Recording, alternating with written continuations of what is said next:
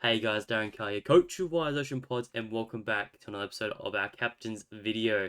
This will be the captain's video for round 24, the final round of the AFL fantasy season for the men. So, some wacky things can happen, as we all know. There's some crazy things that happen on the very last round. So, let's quickly go through how we went through last week. Didn't do too bad in the end, 134th overall in what was very minimal sort of preparation. Obviously, being sick, I didn't do a whole lot of research. I sort of knew I wanted to just go with Marshall to Cherry as my 1 and 2, so I was pretty happy with that. And then sort of just threw who I thought would go okay at number 3, 4, and 5 there. Let me down a little bit there was Zorko with a 99 and a Walshy with a 97. Definitely thought they'd go much better than that, but they did let me down. But yeah, overall happy with the 134 in the rankings there. There were a few other higher experts out there with Bales at 32, Calvinator with 46, and I think it was Warney as well. So not too bad around that company. But yeah, let's get into what we're going to do this week. So we'll go through the fixture as we always do, talking about all the main guys. So the first game on the Friday night, I'm not really looking at anyone here, unfortunately. Like, I know Dacos could go very well because it is Melbourne and we know what Melbourne provide in terms of midfield points. We've seen some very big scores against them, for a long, long period of time now. But I'm just very concerned about that Neil Bullen tag. There's more than likely it's going to happen, I would expect, because it happened early on in the season and it was pretty effective. And he only scored a 62 when he last played them. So I'd expect that to happen again. So that's why I'm just not sticking with Dacos. I don't currently have him on my side. Probably not enough to worry me trade him out if I had him, but I'm definitely not looking to trade him in just with that bit of a scare.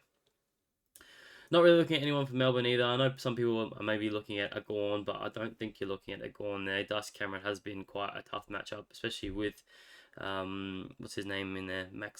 What's his name? Mason Cox. I was trying to figure out his first name. Mason Cox, yeah, tougher matchup, tougher duo. So not looking there either. But we'll move on to the first Saturday game. There's a lot of relevance in this game. So obviously a main guy that we're sort of looking at. You could look at a Stewart. So Stewart's went and scored a 98 against them earlier on last year. So haven't played them so far this year. But this is a really good matchup for inside midfielders. So he should gobble it up quite easily. We've seen some massive scores, even a 136 against these guys last week through Hewitt there. So he should be very good there. A lot of tackles, and yeah, should be quite good. The other one that a lot of people are trading into this week, and which is a perfect time to trade into these sort of players in the final round, is Jezza Cameron. So there's news that McGovern and Barras, I believe, is out for this game. So that pretty much means they have no tall defenders that are going to be able to stop Jezza Cameron from having a day out and kicking possibly 10. So I'd be jumping on him. I currently have him in my side, and he's definitely going to be a captain option for sure because he does play quite early. So you can probably throw the VC on him quite early on and, yeah, shoot for the stars. Very similar to what we did with last year with Tex Walker when they played the Eagles last year in the final game. He obviously went on, I think, kicked 9, and I think he had like a 151 or something like that. So hoping for something very similar like that in this game as well.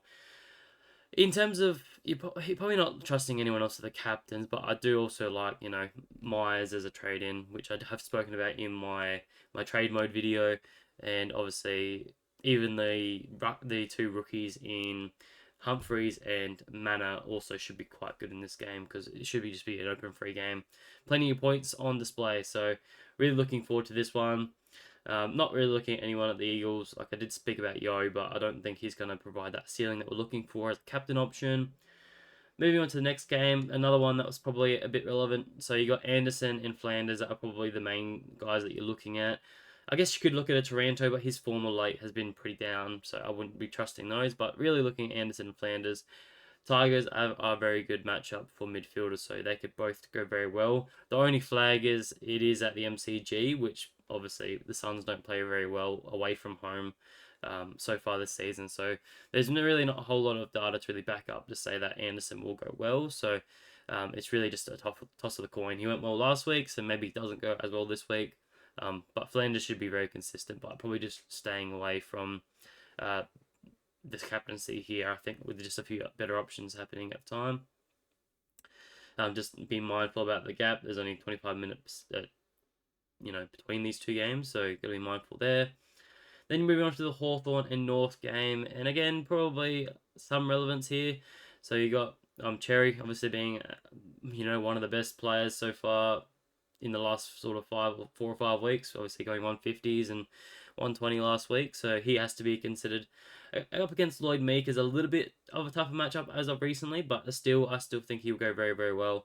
I think when I look back through the data, it was a lot of those tackling ruckmen that were getting a lot of points. So like an Anko was like went a 111 last week. So I'd expect Cherry would still hit a 120 here. No worries. So unless they put him on ice just for the remainder of the year, just to get him through. Obviously, being the last match, they're not really playing for anything, so there's definitely some chances there are going to be some wacky games.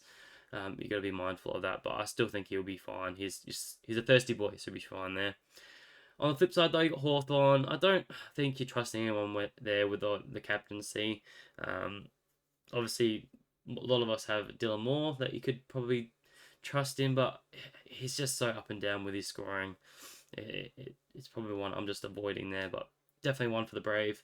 North are a very, very nice matchup for those key sort of forwards, so Dylan Moore sort of falls into that category where he should get a lot of the ball up forward and maybe kick a few goals as well. Then on to Saturday night. Not really looking at anyone in this game, unfortunately. Just both pretty tough matchups. I think Essendon are probably more of a neutral matchup, but I just don't see any big scores happening here unless it's one of those weird, wacky games that happen at the Gabba sometimes. I just don't trust it there, unfortunately.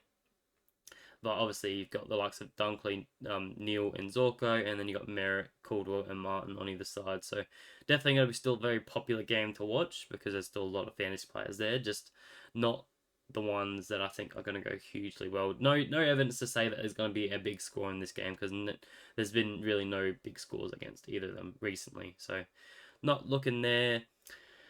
The next game, Sydney Swans and Adelaide Crows. I am actually quite into Goulden. I think Goulden will go quite well against the Crows. He went 127 against them earlier on in the year, and I think he's just due for a big game back at the SCG. I think he'll go well. I just don't see why he would have any struggles. I don't think he's going to cop much attention. So there's really no evidence to sort of back it up, I guess. Like, obviously, we saw last week Zach Butters went 143, and then Marcus Bontempelli went 126 before that against the Crows, so they should both go quite well. That should mean that midfielders are scoring quite well against the likes of Crows at the minute, so I think that's probably just for the inclusion of Matt Crouch coming back into the side, and they're sort of changing a few things up, so I think Heaney and Goulden could go quite well, but both haven't.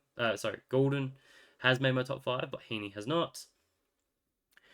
The game at Mars, I'm sort of predicting a big game here for fantasy points. We've seen Mars put up some weird and wacky scores between these two sides a lot recently. So even as of last year, Whitfield particularly went 134.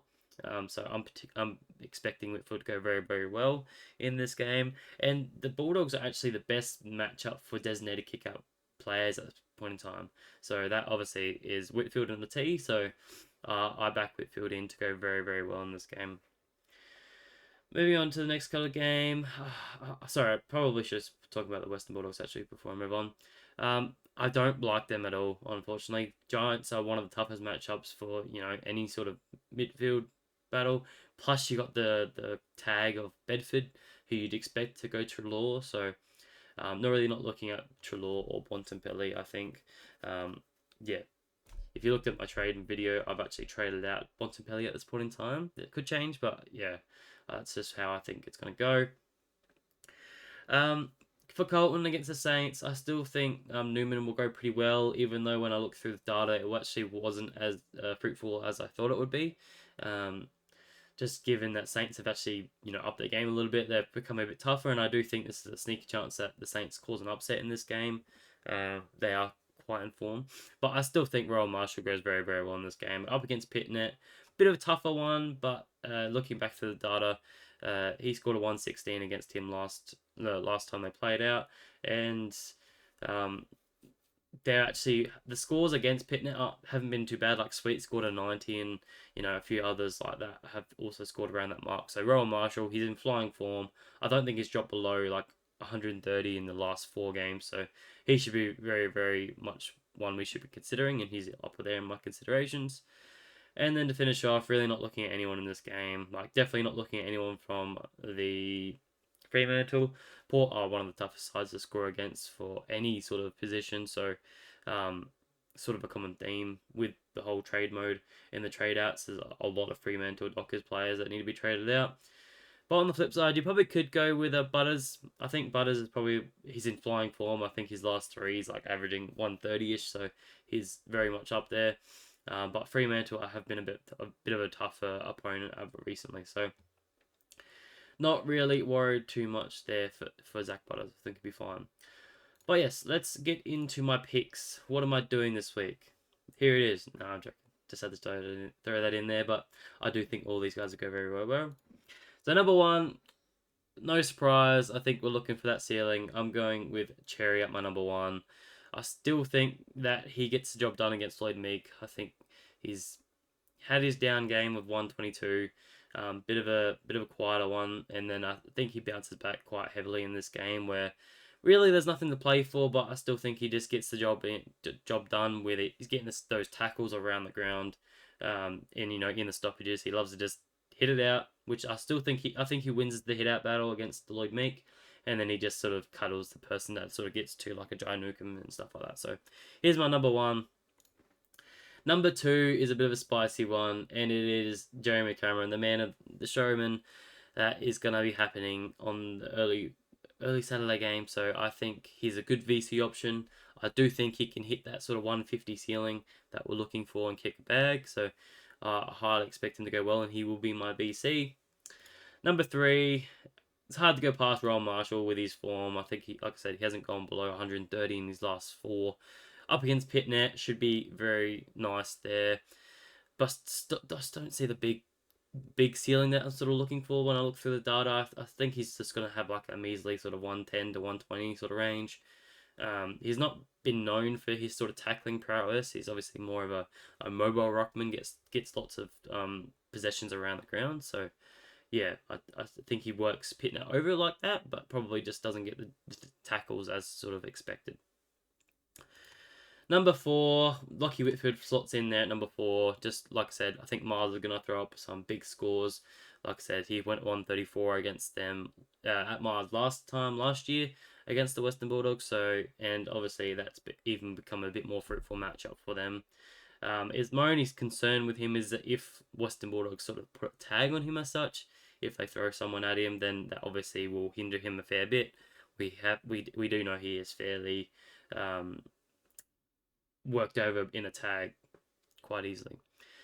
And then at number 5, I've got Errol Goulden. I think he finishes strong for the year. Adelaide, I think they provide plenty of points for those sort of midfielders at the moment. Like I said, Zach Butters and Marcus Bontempelli, I think he Rolls Royce in there, and I think he just gets the job done. So those are my top 5 captains. If I had to put a few more in there, Anderson wouldn't be too far away. Stewart wouldn't be there. It wouldn't be too far away as well. Newman definitely could be up there just with the St Kilda matchup. Butters, as I mentioned, and then probably Heaney slots in there as well. So quite a few good options there, but I think we're trusting these ones. I've put my sort of risky one close to the top there, and Jeremy Cameron. What am I doing? It's pretty obvious. I'm trusting my 1 and 2, so I'm going the VC on Jeremy Cameron that first Saturday game, and then I'm going my C into Cherry against the Hawks at the 4:10 game later on that day. So hopefully we can finish strong. Captains have been going very, very well recently for me, particularly. I did have the Cherry 153 3 weeks in a row, and then did have Marshall 130 last week. So hopefully we can continue our run with these big captain scores and finish strong for the year. So, but yeah, hopefully you've enjoyed. Short, sharp, and shiny for this one. Yeah, this probably is the last video you'll probably be seeing from me unless you check out. I will be putting another video out next week, sort of just summarizing the season of mine. If you're interested in my team, I guess. But I guess this is sort of the final video for 2024 season in terms of regular fantasy discussion. So hopefully you guys stick around. I will be doing some AFLW fantasy content, more just team wise stuff. Not really. I won't claim to know anything about AFLW, but I will be doing my team review, I guess. But yeah, if not, hopefully you guys stick around for next season. It won't be long before we start preseason in probably December, so hopefully you guys can stick around, and I'll catch you guys next year. Bye. Have a good one.